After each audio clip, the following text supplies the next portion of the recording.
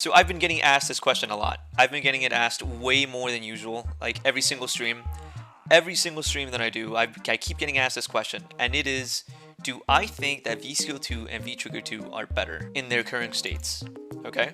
So let's actually break it down quite a bit. What do you gain that's new with V-Skill 2 and V-Trigger 2? V-Skill 2, you lose it on knockdown now. So let me build it. Okay, lose it off knockdown. And you can tell because the little symbol on the bottom left is no longer glowing. However, if I get hits, boom, I still keep it. That was 100% a very good buff that V-Skill 2 got. And V-Skill 2 is strong because it lets you link into stuff like that. So how does that come in handy? Well, mainly what I do is I could go for stuff like that if it hits, or if you're very good at charging, like myself, you can go for something like this. And even if they block it, you're safe because light elbow is -2. Let's say they're blocking everything. You're safe. You're safe. Your stomp has a purpose now. Your stomp has a purpose. If they block it, cool. You can cancel into the elbow. And if they get hit by it,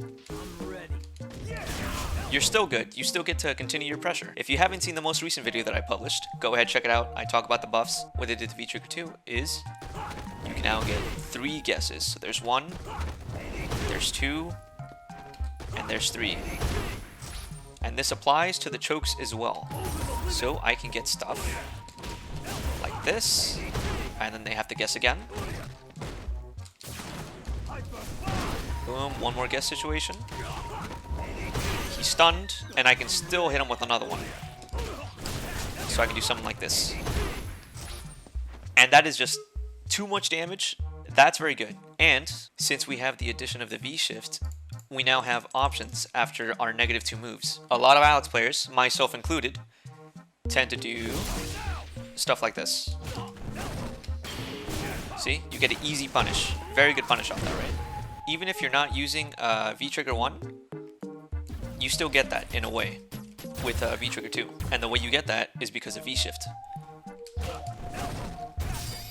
You can get the same thing here. Now, granted, you are losing out on a little bit of damage. So for example, if you have the right read with V-Trigger 1, you can't get as much damage. This, you can't get anything off of it. With Alex, at least. With Alex, he has no buttons that reach like really far. So I guess you are kind of losing a bit of damage compared to V-Trigger 1. If you really don't care about the little extra damage that you get from this, then you can go ahead and just use V-Trigger 2 and sacrifice this little bit of damage that you get. That's all you're losing out on. Essentially, V-Shift allows you to continue a little bit of pressure. So you don't get guaranteed damage, but you can see the gray life. You can see the gray life build up. So in a way, it's still kind of worth it, but it really just depends on you as a player. Like, do you really want to use the V-Shift for that kind of offense and parry type play, or do you just want the guaranteed damage with V-Trigger 1? V-Skill 1, this is one of the few stuff in the game that actually keeps its properties. So as you can see, I haven't lost it. Even though I got knocked down, I still have my V-Skill 1. So even if I get knocked down, I keep it. I keep it and I get a free crush counter. So V-Skill 1 is more of a less offensive type of V-Skill, because you really have to be looking for the button and try to clip them and just capitalize on that one hit. So I would say V-Skill 1 is probably the counter hitter type of playstyle, if you're looking for that type of playstyle. Which honestly, for me, I kind of love it. I really love this type of playstyle, but for now, as you've noticed from my streams, I'm using exclusively V-Skill 2 and V-Trigger 2, just so I can learn them as fast as possible. Honestly, at this point in time, both V-Skills and both V-Triggers are really, really good. They're really, really good. So it's just a matter of choice. What you're most comfortable with and what you want.